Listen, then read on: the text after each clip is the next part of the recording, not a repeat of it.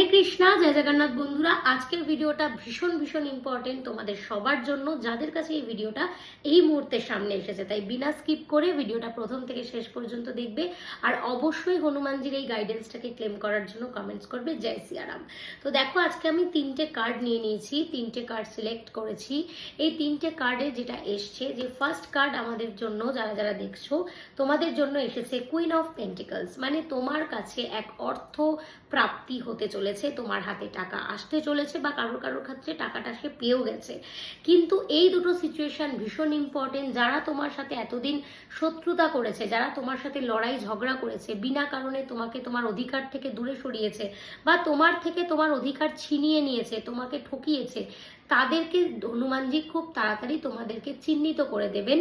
কিন্তু তাদেরকে চিহ্নিত করার পর তুমি কিন্তু তাদের সাথে একেবারেই ক্ষমা করে দেওয়ার পরে গলে যাবে না, বরং তাদের থেকে দূরত্ব রাখলেই তুমি আগামী দিনে লাভবান হবে।